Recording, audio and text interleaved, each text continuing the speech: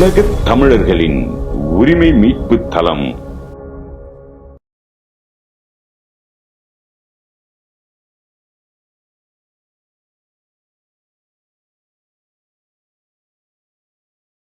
எமது அழைப்பை ஏற்று வந்திருக்கும் உறவுகளுக்கு வணக்கம். இன்று நவம்பர் 1 தமிழ்நாடு நாளில் தமிழ் குடிகளின் ஒன்றுகூடல் என்ற நிகழ்ச்சியை 2ஆம் ஆண்டாக நாம் நடத்தி கொண்டிருக்கிறோம். தேசிய தலைவர் பிரபாகரன் தமிழரசனின்றி அமையாது எங்கள் வாழ்வு.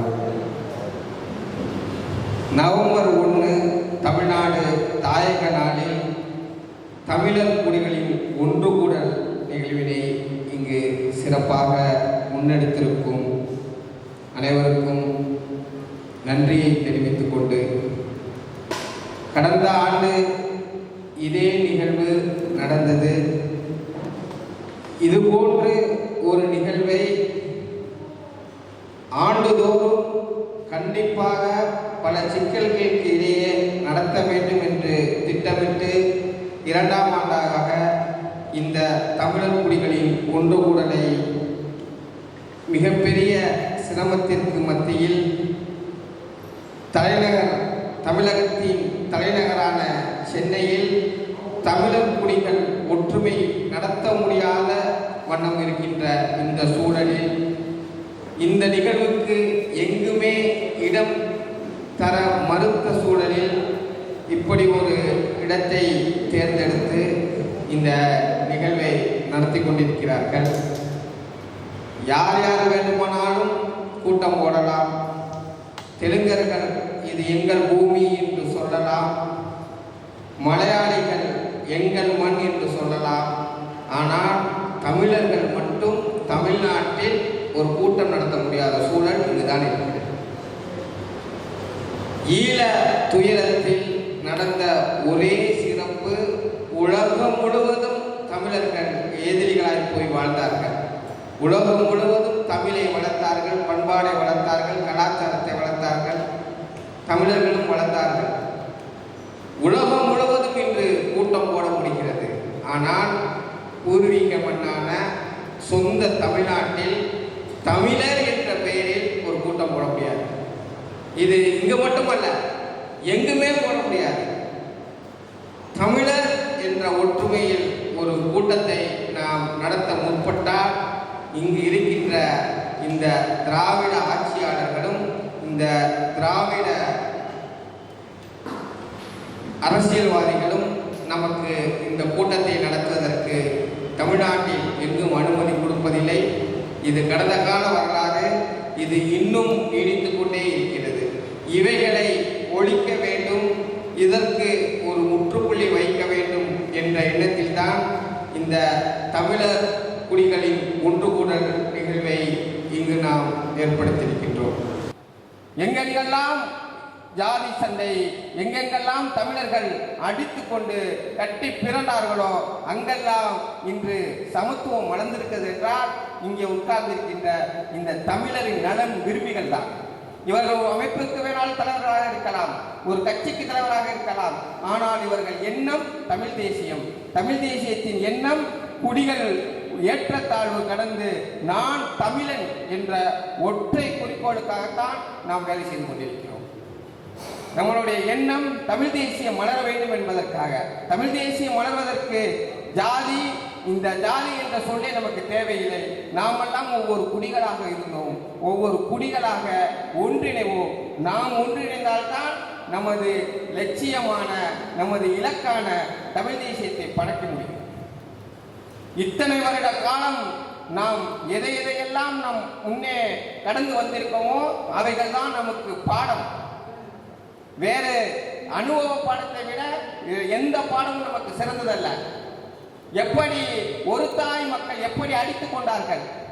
இங்கு தமிழகத்தில், வட தமிழகத்தில் வன்னியரும் பறையரும் ஒன்றோர் ஒருவர் எப்படி அடித்துக் கொண்டார்கள், ஏன் மோதி கொண்டார்கள், ஏன் என்ற கேள்வியை யாராவது முன்வைத்தார்களா?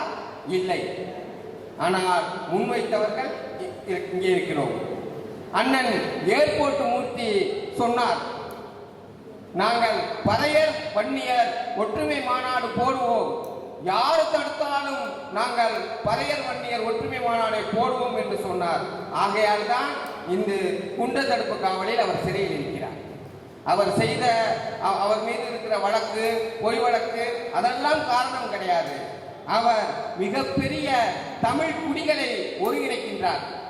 இதுவரைக்கும் ஐயா கருணாநிதியும் ஐயா கருணாநிதி மகன் இல்ல அதற்கு முன்னாடி பெரியார் இவர்களெல்லாம் செய்த மிகப்பெரிய ஒரு செயல் வன்னியர் பறையர் என்ற வேறுபாட்டை இந்த சாதாரண ஏர்போர்ட் மூர்த்தி, இந்த தமிழ் தேசியம் பேசுகிற ஏர்போர்ட் மூர்த்தி, 10 பேர் கூட கூடாத ஏர்போர்ட் மூர்த்தி இந்த வன்னியரையும் பறையரையும் ஒன்றிணைக்க பார்க்கிறார்களே என்ற கோபம்தான் அவர் குண்டாசி இருக்கிறார்.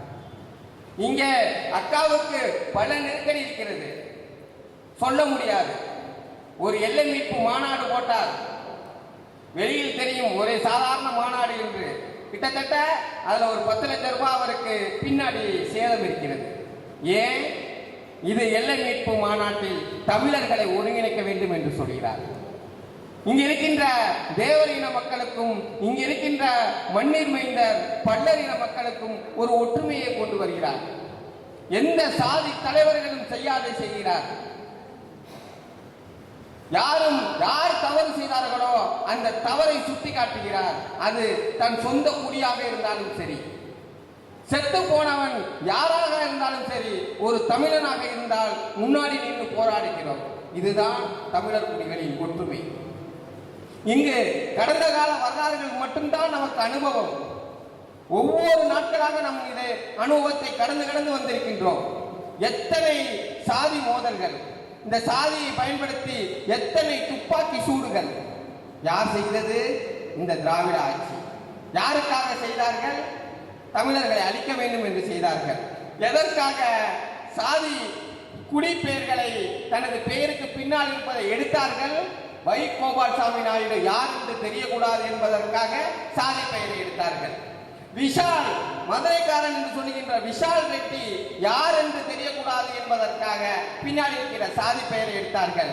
இன்று சொல்லுகிறார்களே முத்துவேல் கருணாநிதி ஸ்டாலின், அதற்கு பின்னால் என்ன வர வேண்டும் என்பதை போடக்கூடாது என்பதற்காக அவர்கள் தமிழர்களுக்கு மத்தியில் இருக்கின்ற குடிப்பெயர்களை எடுத்தார்கள். இப்படி எடுத்து எடுத்து எடுத்து தமிழ்நாட்டில் இருந்து தமிழர்களை பிடுங்கி எறிந்து விட்டார்கள். ஈழத்தில் இருந்து தமிழன் வெளியேறினான், ஈழத்தில் இருந்து தமிழன் வெளியேறினான், பெங்களூரில் இருந்து தமிழன் அடித்து விரட்டப்பட்டான், கேரளாவில் இருந்து தமிழன் அகதியாக வெளியேற்றப்பட்டான். இவர்களெல்லாம் வந்து சேர தமிழ்நாடு என்ற ஒரு இடம் இருந்தது. இவர்களெல்லாம் வந்து சேர தமிழ்நாடு என்ற ஒரு இடம் இருந்தது. தமிழ்நாட்டில் இருந்து தமிழர்களை அடித்து விரட்டும் காலம் வந்து கொண்டிருக்கிறது, வருத்திக்கிட்டு இருக்காங்க. அப்ப நம்ம தமிழர்கள் எங்கே போவோம்? இந்த கேள்வியை நாம் கண்முன் வைத்துக் கொண்டு இங்கு இந்த திராவிட நச்சு எதையெல்லாம் செய்ததோ அதையெல்லாம் நாம் கணக்கில் வைத்துக் கொண்டு, இந்த திராவிடம் எந்தெந்த அம்புகளை எல்லாம் நம் மீது பாய்ச்சியதோ அதை கணக்கில் வைத்துக் கொண்டு, திராவிடம் எதை சொன்னதோ அதை நாம் மறுக்க வேண்டும். திராவிடம் சாதி ஒழிக்க வேண்டும் என்றால் நாம் சாதி வளர்க்க வேண்டும். திராவிடம் கடவுள் இல்லை என்று சொன்னால் நாம் கடவுள் இருக்கு என்று சொல்ல வேண்டும். கண்ணை மூடிக்கொண்டு திராவிடம் ஒரு இடத்திலிருந்து நம்மளை குதி என்றால் நாம் குதிக்க கூடாது. அதற்கு பின்னாடி நாம் அறிவியலாக ஆய்வு செய்வோம் என்றால் அது அப்புறம். இங்கு திராவிடம் எதையெல்லாம் ஒழிக்க வேண்டும் என்று சொன்னால் அதையெல்லாம் நாம் புதுப்பிக்க வேண்டும். இங்கு திராவிடம் திருக்குறளை மதம் என்றது, ஆனால் நாம் திருக்குறளை போற்றி பாதுகாக்க வேண்டும். திராவிடம் ஐ என்ற எழுத்தை தமிழ் சீர்திருத்தம் என்று தமிழை அழித்தது. ஐ என்பது எவ்வளவு பெரிய எழுத்து. உலக மொழிகளிலே 3 மொழிகளில் தான் ஐ என்ற எழுத்து இருக்கிறது. ஐ என்ற எழுத்தை எடுத்துவிட்டு ஆ இ ஐயா என்று போட்டுக் கொண்டிருக்கின்றோம். மருத்துவர் ராமதாஸை முதற்கொண்டு இன்றைக்கு ஆ இ ஐ என்று போட்டுக் கொண்டிருக்கின்றோம். இதற்கு பெயர் என்ன? எழுத்து சீர்திருத்தம். எப்படி? தமிழில் இருக்கின்ற ஒரு எழுத்தை அழித்துவிட்டு இதற்கு பெயர் தமிழ் சீர்திருத்தம் என்பது. இதெல்லாம் நமக்கு திராவிடம் கற்றுக் கொடுத்த பாடங்கள். இதெல்லாம் திராவிடம் செய்த நமக்கு செய்த பாதகங்கள். ஆகவே இதையெல்லாம் மனசில் வைத்துக் கொள்ள வேண்டும். எங்கு சண்டை நடக்கின்றது? எங்காவது ஒரு இடத்தில் நாயுடுக்கும் தேவருக்கும் சண்டை வந்திருக்கிறதா? ரெட்டியாருக்கும் வன்னியருக்கும் சண்டை வந்திருக்கிறதா? கிடையாது. ஒரு தாய் பிள்ளைகளான நமக்குள் தான் சண்டை. இந்த சண்டைக்கு மூல காரணம் யாரு? இந்த திராவிடம். திட்டமிட்டு திட்டமிட்டு திட்டமிட்டு திட்டமிட்டு இன்று திராவிடம் ஒரு படி முன்னேறி இருக்கிறது. எப்படி தெரியுமா? தமிழ் சாதிக்குள்ளே தமிழிலே ஒரு தேவருக்கும் ஒரு தேவேந்திரருக்கும் இருந்த சண்டையை நிப்பாட்டி வைத்துவிட்டு, நிப்பாட்டலை, அது ஒரு பக்கம் இருக்கிறது, அப்படி வைத்துவிட்டு இன்று பிற்படுத்தப்பட்டோர் சாதி என்று சொல்லுகின்ற தேவர் இனத்திற்கும் வன்னியர் இனத்திற்கும் சண்டை. அப்படியே நிகழ்ச்சி நிரலை மாற்றிக் கொண்டிருக்கிறார்கள். நன்றாக உற்று நோக்குங்கள். வன்னியருக்கு 20% இடஒதுக்கீடை எடப்பாடி கொண்டு வந்தார். எடப்பாடி கொண்டு வந்த அடுத்த கணம் மதுரை பற்றி எரிந்தது. யார் போராடினார்கள்? தேவர்களும் அங்கு இருக்கின்ற முக்குளத்தர்களும் கள்ளர்களும் போராடினார்கள். எதற்காக போராடினார்கள்? நீங்கள் எப்படிக்கு வன்னியருக்கு 20% இடஒதுக்கீடு கொடுத்தீர்கள் என்று. இது யார் செய்தது? இந்த கூட்டத்திற்கு பல பேர் தலைமை தாங்கினார்கள். அண்ணன் திருமாவளவன் உட்பட இந்த கூட்டத்திற்கு தலைமை தாங்கினார். ஆனால் இது வெளியில் பார்க்க ஏதோ ஒரு தானாக நடக்கின்ற போராட்டம் என்று நினைக்கலாம். ஆனால் அது அப்படி கிடையாது. முழுக்க முழுக்க இந்த திராவிட சதி செய்த கூட்டங்கள் அது.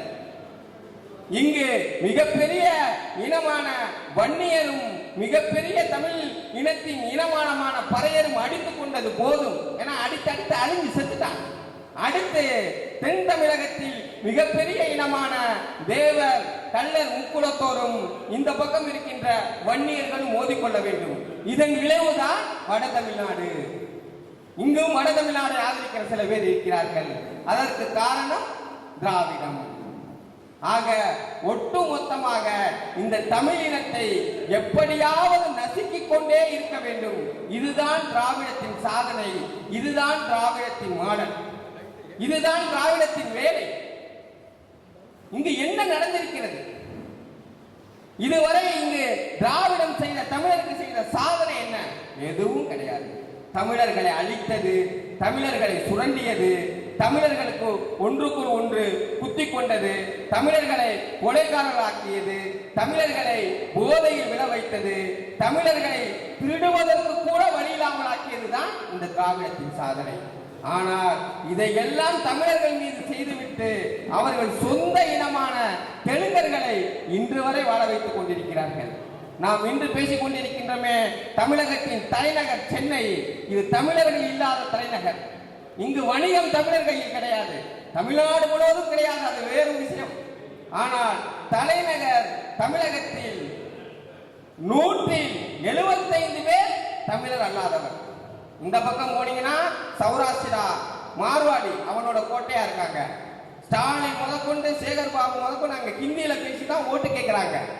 வட சென்னை பக்கம் போனா, இந்த பக்கம் போனா தெலுங்கர்கள். ஒட்டு மொத்தம் இங்க இருக்கிற மீதி இருக்கிற தமிழர்கள் யார் என்று பார்த்தால் திருநெல்வேலியிலிருந்து இங்க வந்து வேலை பார்க்கிற, அண்ணாச்சி கடையில வேலை பார்க்கிறவங்களும், காரைக்குடி புதுக்கோட்டையிலிருந்து இங்க வந்து ஓட்டுநர் பணி பார்க்கிற இவர்கள் தான் தமிழர்கள். இங்கு பிச்சை எடுப்பதற்கு கூட தமிழர்கள் நாதி இல்லாதவர்களாக்கி விட்டார்கள். இதுதான் இத்தனை வருட திராவிடத்தின் சாதனை.